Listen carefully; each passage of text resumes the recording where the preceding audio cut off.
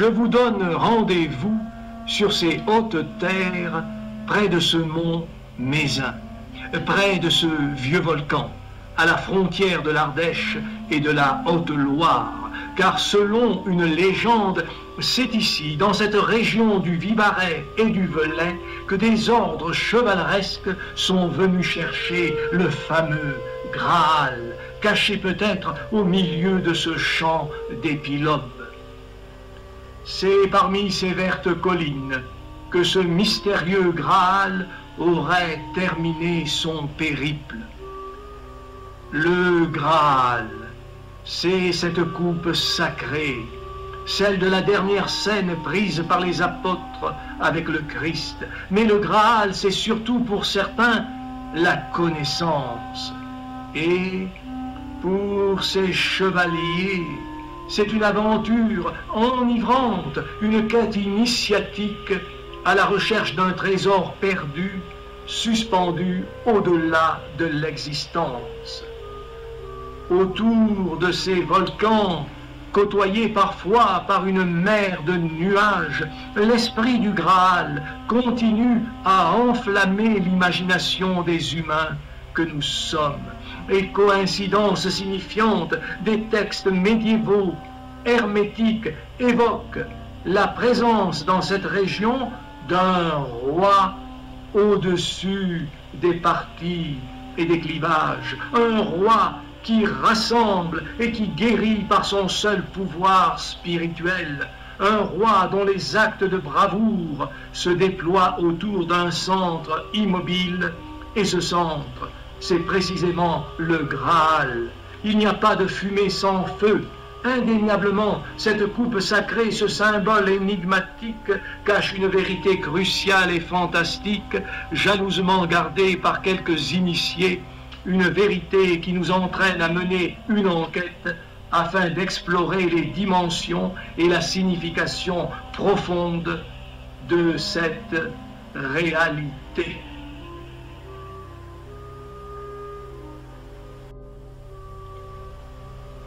Et face à ces volcans vivaro-vélaves, un ancien village fortifié, celui de Saint-Agrève. C'est ici que nous allons commencer à essayer de décrypter cette énigme grâce à un habitant du lieu qui nous a fait découvrir non loin de ce lac un étrange, très étrange rocher. En effet, au détour d'un chemin, un sculpteur anonyme a taillé dans la pierre une chouette, oiseau attribut de la déesse grecque Athéna, oiseau symbole de la sagesse.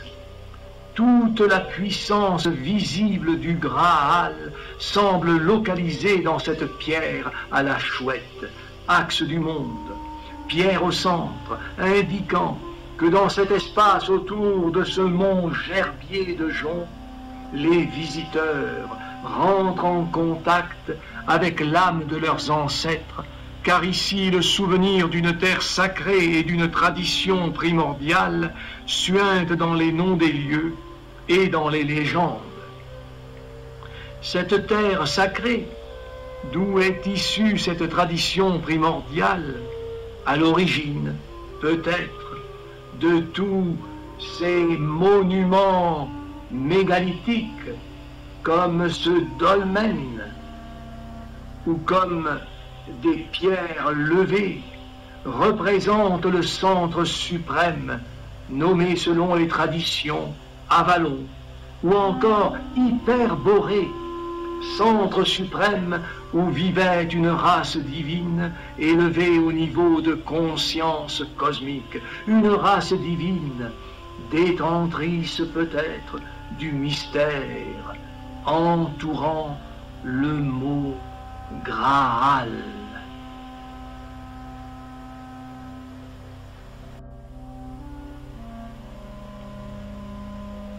Ainsi, devant nous, le village de Borée.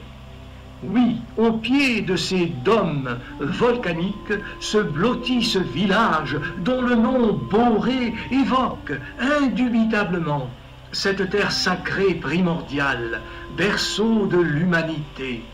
Terre sacrée où dans un char volant tiré par des cygnes arriva le dieu grec Apollon peu de temps après sa naissance. Les habitants de ce paradis, appelés par les Grecs hyperboréens, mesuraient près de 4 mètres. Blonds aux yeux bleus, ils ne connaissaient ni la maladie, ni la vieillesse, ni la guerre, et se servaient d'engins volants. Mais en plus, ce village de Borée, sur la pente du Mézin, conserve, à l'instar de Saint-Agrève, la mémoire de la pierre du sacre, de l'axe du monde, sous la forme d'une vierge figée dans la pierre blanche. En outre, cette statue domine un calendrier cosmique monumental constitué de 70 pierres levées, numérotées et disposées de façon bien précise, certes de menhir qui déterminent les 8 rapports de la divine proportion. Ces mégalithes, décorés de symboles, essayent de restituer cette tradition primordiale qui semble venir d'une source unique et confidentielle.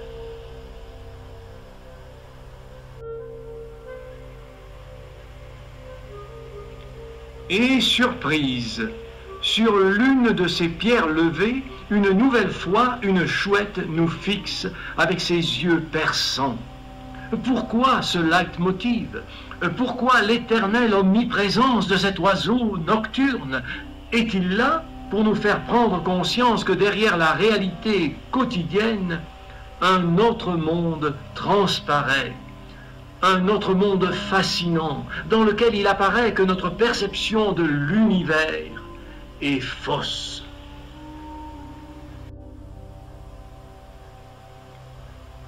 Et notre curiosité s'attise quand nous apprenons que la pierre située à l'est de cet immense calendrier cosmique a pour nom table d'émeraude, car elle est dédiée à Thoth, alias Hermès le Trimégiste, un dieu célèbre de l'Égypte antique, fondateur de l'alchimie, incarnation de l'intelligence et de la parole, détenteur de la connaissance. Thoth créa le monde par le Verbe. Un papyrus égyptien dit même qu'il est venu des étoiles et qu'il a atterri sur Mercure, puis sur la Lune, avant d'arriver sur notre planète Terre.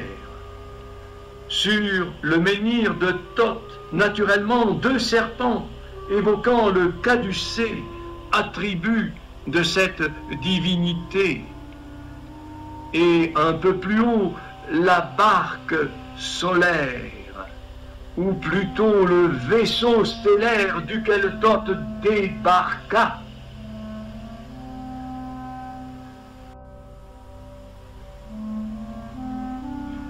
Thoth est souvent représenté avec une tête d'ibis, oiseau qui est reconnu pour sa capacité à différencier une eau potable d'une eau non potable.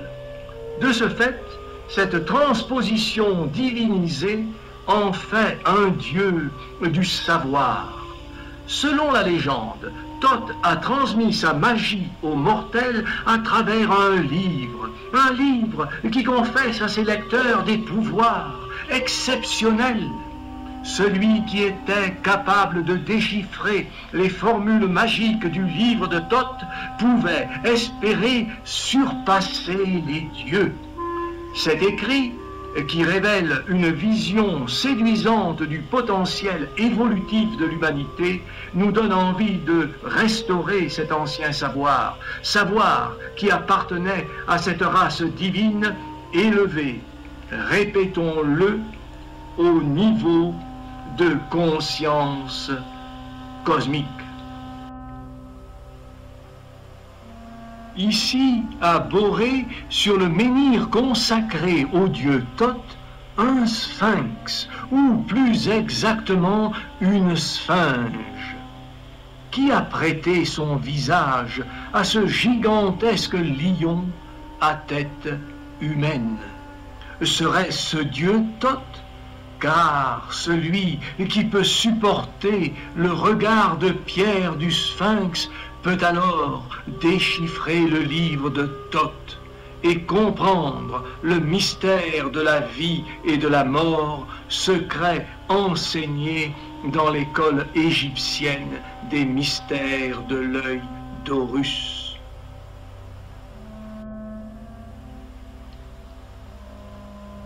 Mais continuons notre histoire. Les mythes de chaque peuple ancien, partout sur la planète Terre, nous déclarent que nous descendons de 8 entités divines sorties de l'océan primordial. En Égypte, 7 de ces personnages sont portés dans la barque solaire par leur chef et constituent l'Ogdoad.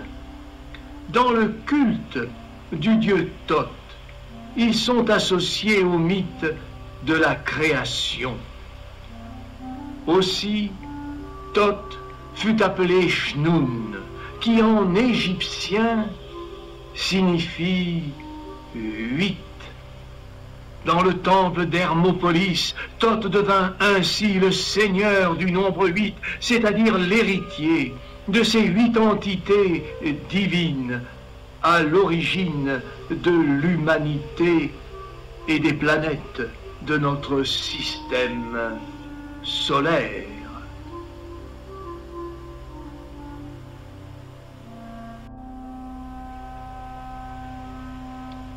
Mais figurez-vous que l'enseignement diffusé par les disciples de l'école égyptienne des mystères, c'est-à-dire les disciples de cette mystérieuse Ogdoad, l'enseignement de cette Ogdoad s'est perpétué au cours des siècles près de cette commanderie de Devesset, sur ce haut plateau Vivarovélave, dans un lieu inattendu, dans une ferme voisine, dans cette maison de Plafaï. Comment, devant cette demeure anodine, imaginer une telle réalité? Et pourtant, cette vieille bâtisse, voilà un grand secret. Son architecture est entièrement basée sur le nombre 8, l'emblème du dieu égyptien Thoth. Oui, cette construction est conçue sur une étoile à 8 branches.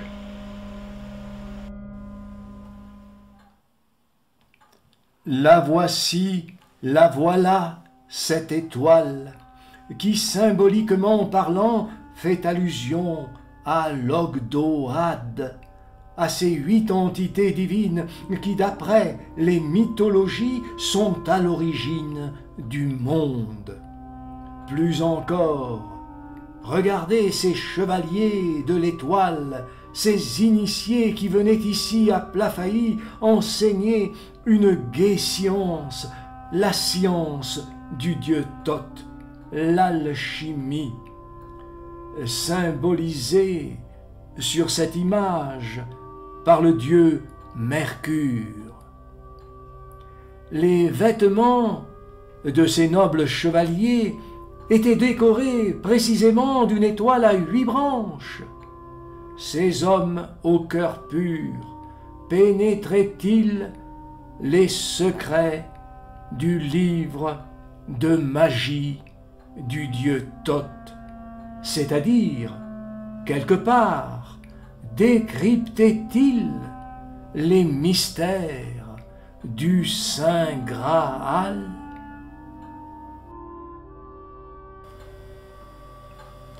Mais si nous voulons compléter cette enquête, quittons cette demeure de Plafaï et allons en Angleterre, dans un pays où les éléments prennent verbe et visage sur les traces du roi Arthur et des chevaliers de la table ronde.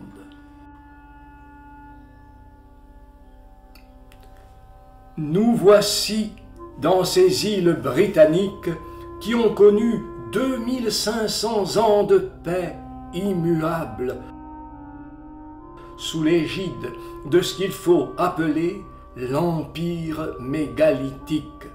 Pourquoi tous ces mégalithes alignés, s'il vous plaît, sur les étoiles? Pourquoi cette sagesse unique des mœurs? Cet empire était-il l'héritier des hyperboréens? Ou ces hyperboréens ont-ils accompagné les architectes qui ont mis en place ces énormes blocs de pierre immobiles qui nous défient par leur silence? Les dits architectes connaissaient cette ligne tellurique Saint-Michel qui véhicule son énergie vitale à travers de nombreux sites sacrés mégalithiques du sud-ouest au nord-ouest de l'Angleterre. Toutes ces structures ont été conçues selon une science très avancée.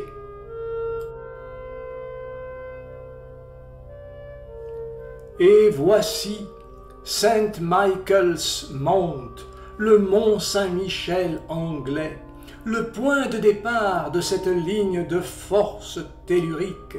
Oui, tout, jusqu'à son nom, porte à croire qu'il s'agit du mont Saint-Michel en Normandie française, et pourtant nous sommes bien ici en Cornouailles anglaise.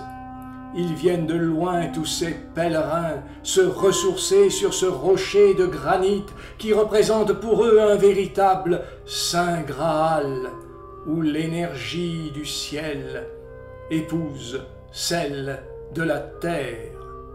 On raconte que sur cette île, des pêcheurs auraient aperçu au 1er siècle l'archange Saint Michel. Il n'en fallait pas plus pour attirer sur ce lieu magique tous ces marcheurs en quête du Graal.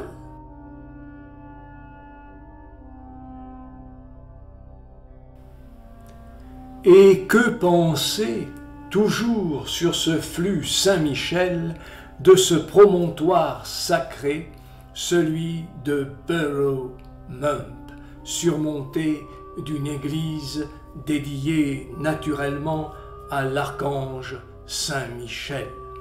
C'est ici, d'après une légende, que ce dernier a combattu et terrassé un dragon. Mais plus encore, cette colline est un véritable temple des étoiles, situé sur un croisement de lignes de force. En effet, le flux énergétique Saint-Michel rencontre sur ce lieu un autre méridien géodynamique provenant de la chapelle Rosslyn en Écosse. Chapelle si chère aux chevaliers templiers en quête du Graal. Ce Graal serait-il ce vortex engendré par la rencontre de ces deux courants énergétiques? Ce Graal serait-il ce point d'acupuncture de notre planète, authentique porte dimensionnelle, permettant apparemment à certaines consciences très évoluées de se manifester en dessus ou autour de ce lieu sous la forme d'objets volants lumineux non identifiés comme ce magnifique cigare qui survola cette colline sacrée en été 2016. Voici les commentaires d'un témoin de cette observation. Quand l'objet apparut, le lieu paraissait silencieux et immobile. On aurait dit qu'une intelligence provenant des espaces sidéraux avait décidé de modifier les paramètres de temps et d'espace. Nos certitudes étaient cruellement démolies, altérées et transformées par une alchimie induite et occulte.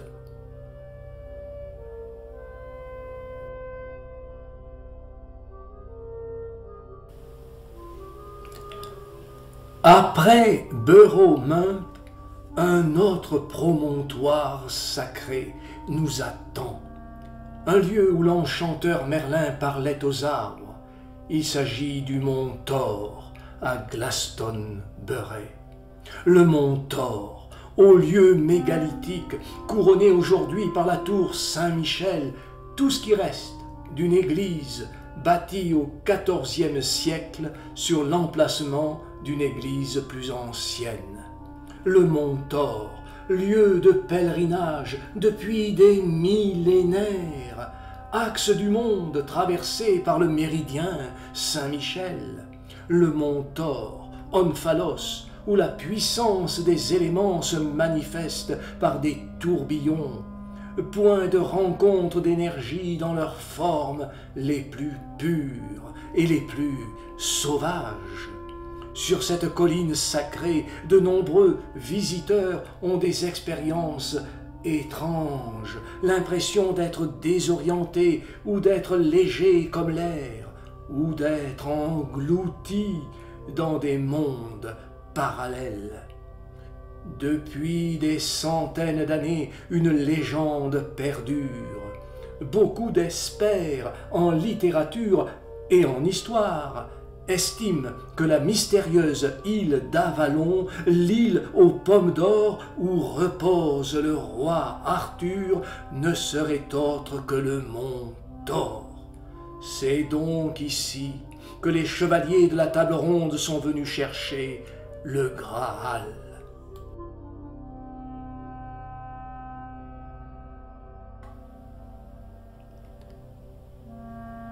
Et indéniablement, en 1191, les moines de cette abbaye de Glastonbury, dont nous apercevons les ruines, font une découverte ahurissante.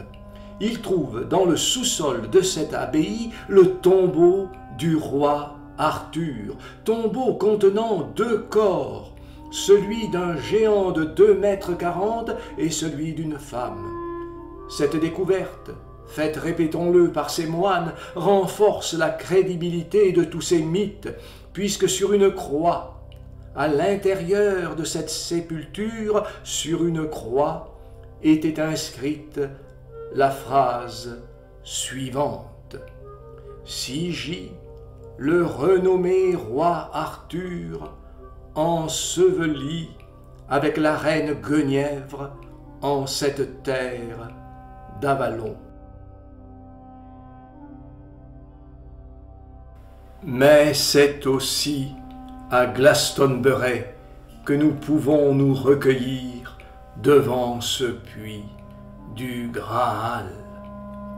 C'est à cet endroit que la mythologie locale affirme que Joseph d'Arimathie, l'oncle du Christ, a enterré ce vase sacré. Et depuis une source aux eaux rougeâtres a jailli une source miraculeuse dont l'eau de jouvence régénère depuis plusieurs centaines d'années les pèlerins qui la boivent. Plus encore, un autre mystère. Autre découverte, au XVIe siècle, un éminent mathématicien, astronome et géographe, John Dee, avance le fait que le paysage autour de Glastonbury a été modelé par une population préhistorique. Et en 1929, pour compléter ses dires, Catherine Maltwood crée un choc avec son livre, révélant qu'autour du mont Thor, dans un rayon de 15 km, a été façonné un zodiaque artificiel à même le sol, visible du ciel, qui, il y a des millénaires, dans cette campagne anglaise, a sculpté les collines, détourné les rivières, pour créer autour du mont Thor ce miroir des étoiles. Et dans quel but?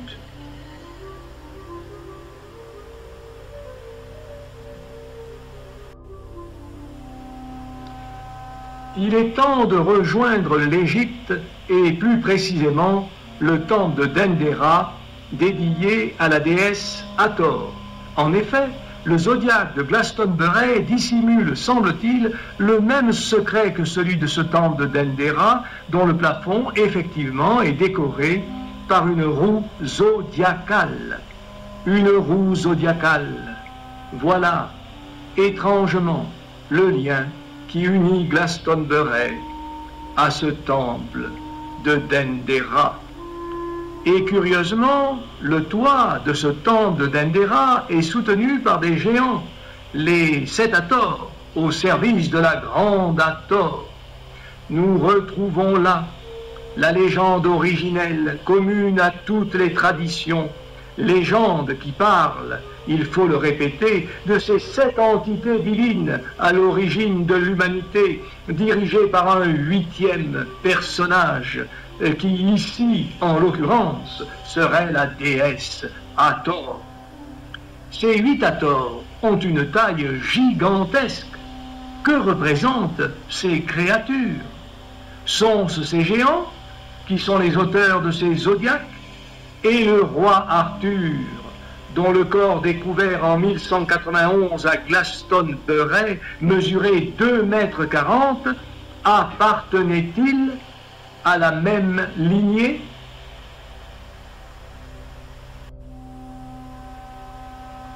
En fait, dans cette Égypte antique, tous ces monuments abritent peut-être encore des savoirs ignorés, vieux de centaines de siècles. C'est dans ces terres qu'ont été semées les graines de notre culture. En fait, les initiés égyptiens de l'Antiquité nous apprennent que tous ces zodiaques décrivent le processus d'apprentissage que doit parcourir l'humain au cours d'un cycle de 25 920 ans, soit 12 ères zodiacales, cycle considéré par certains comme l'année cosmique. Ainsi, selon l'enseignement du dieu Thoth et par là même de l'Ogdoad, chaque être humain se réincarne à des époques différentes et passe par 12 cycles durant lesquels il reçoit les radiances et les influences de 12 constellations, influences qui marquent les rythmes de ses vies et provoquent en chacun d'entre nous divers états d'esprit qui engendrent des mutations de conscience. Mutations qui, peu à peu, nous autorisent à ouvrir les portes d'une réalité interdimensionnelle. Mais retournons en Angleterre, où les constellations de ces roues zodiacales laissent pleuvoir une multitude d'étoiles dans les champs de céréales. Ces énigmatiques symboles, ces crop circles, sont-ils eux aussi l'œuvre de ces 8 Hathors, de cette Ogdoad, de cette lignée du roi Arthur? Arthur, avec ses chevaliers, ce souverain qui a fait pâlir de jalousie tous les rois de la terre, ce souverain serait-il de retour et imprimerait-il des glyphes destinés à guider tous ceux qui sont en quête du Graal?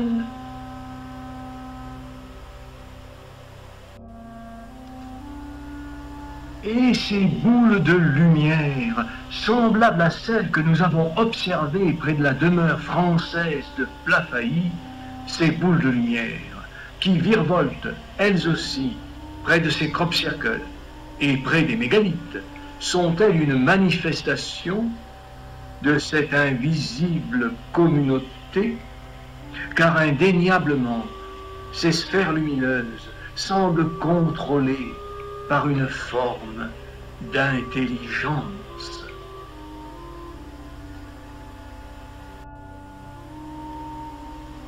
Est-ce ces mêmes intelligences qui ont conçu ce fort sacré d'Highbury, cette horloge astronomique, cette autre roue zodiacale alignée sur l'étoile d'Éneb de la constellation du Cygne?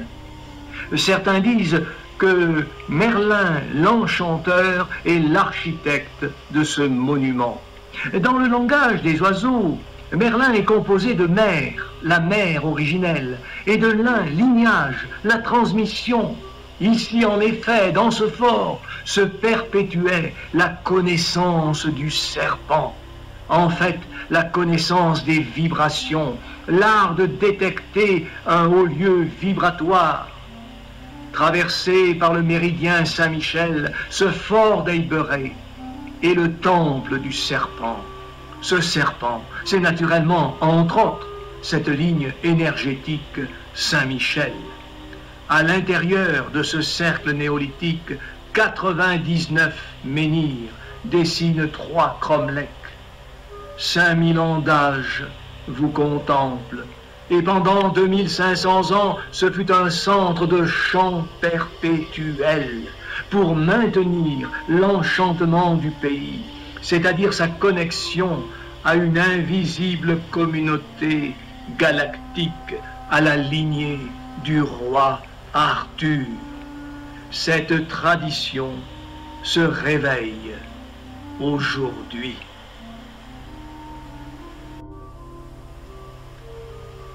Depuis ce fort d'Highbury, empruntons Stone Avenue, avenue de pierre levée, qui s'étend sur 2,5 km à travers une campagne bucolique. Ce chemin bordé de menhirs matérialise un flux énergétique terrestre et se termine par un autre cercle de menhirs. Nous sommes dans l'un des plus grands sites mégalithiques d'Europe. Et apothéose, cette voie néolithique nous conduit tout droit vers un autre monument insolite dans cette région du Wiltshire. Il s'agit de la pyramide de Silbury Hill. Sous ce cône de craie, une pyramide à 6 degrés, du même style et du même âge que la pyramide de Saqqara en Égypte, 2008-2006 avant Jésus-Christ. Les 8 seigneurs du temps, les 8 divinités de l'Ogdoad, adombrées par le dieu égyptien Thoth, seraient-ils venus ici, dans des temps immémoriaux, ériger cette pyramide? Et comme par hasard, ce monument néolithique est devenu le nombril du monde en matière de crop circles et le rendez-vous de boules de lumière et de soucoupes volantes.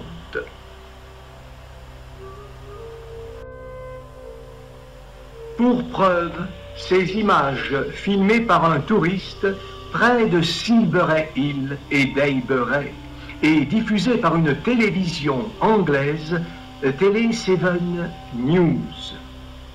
La lignée du roi Arthur, la lignée du Saint Graal, est-elle de retour? Dans ce cas, leur hardiesse nous coupe le souffle. Et maintenant, écoutons les commentaires de Télé 7 News. And UFO watchers in England have captured what they say is a flying saucer on video. They claim the object was 15 meters in diameter and was filmed while hovering over a field in Wiltshire. Et pour compléter, voici des boules qui inspectent un crop circle apparu non loin de Silbury Hill. Vraiment, dans cette Angleterre du Sud, les éléments prennent verbe et visage, et la voix des étoiles envahit notre esprit. Devant ce spectacle, notre manière de penser flotte, lointaine et indistincte, comme une image opaque dans l'eau trouble d'un puits profond.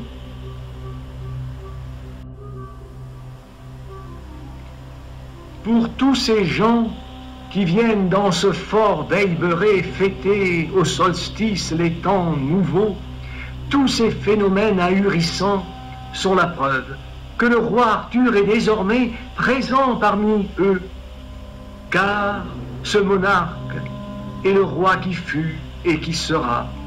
Sa vie a été comme suspendue, mais aujourd'hui, il a fait ce grand retour, grand retour qui annonce un âge d'or pour l'humanité. Les humains auront la possibilité de passer d'une conscience séparée à une conscience unifiée.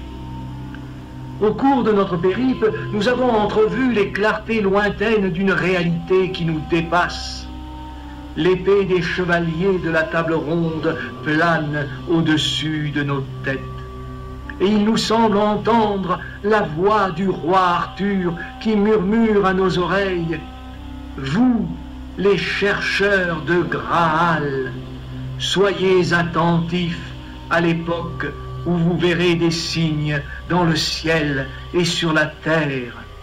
Le monde où vous vivez subira alors de grands chamboulements. Une convergence harmonique permettra le retour de ces 8 seigneurs solaires, de cette Ogdoad, et une synchronisation cosmique vous permettra d'être intronisé dans la communauté de l'intelligence galactique.